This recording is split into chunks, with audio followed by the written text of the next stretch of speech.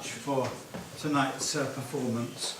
I would like to explain to you how this came about. We decided in the college that we would have a new organ in the chapel. So we had a competition and various organ builders were invited to tender for the organ.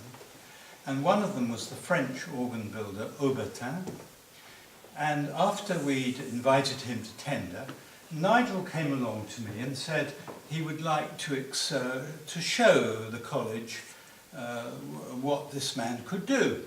So a small group of expert people, of whom I was not one, nor I, travelled around the various parts of eastern France where these organs existed, under the tutorship of Nigel Allcoat, who drove us in a car and opened the church and opened the organ, and we all played, or the experts played and made their judgments. And as you know, we ended up with an organ by Monsieur Bernard Aubertin.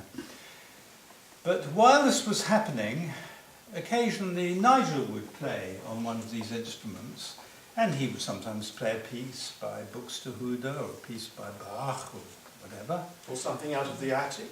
No. Well, occasionally the attic came into play, and suddenly we saw Nigel extemporizing or imitating a piece in the style of Scarlatti or Vierne or whatever.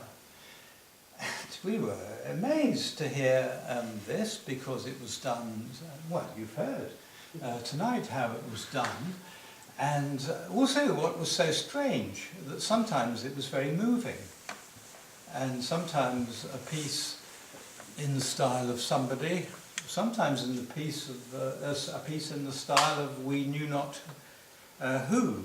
Allcoat. Possibly Allcoat. It was a lovely piece which we really loved to hear and was very moving. And so Nigel is somebody who is very rare in Britain, I think. There are many people in France who are very brilliant improvisers. It is, I think, I'm right in saying, Nigel, that it's something which the French do excel in, and we're not frightfully good at it. Well, we have exceptions, but on the whole, it is not a great ability of British people. Cathedral organists will extemporize before the service and afterwards to varying degrees of acceptability. But we've heard tonight what improvisation can be, and I'd like to say thank you to Nigel for coming and doing it for us tonight again. Thank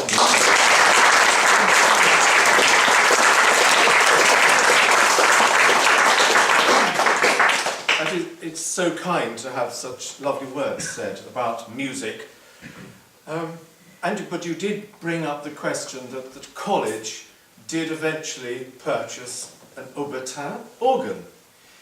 Now, I must put this on record that the college almost didn't get an Aubertin organ, because when I was taking these eminent people, these academics from Oxford and other wonderful places in the country, like David Flood, who was an organ scholar from here, it was a Sunday, and it was at the end of March.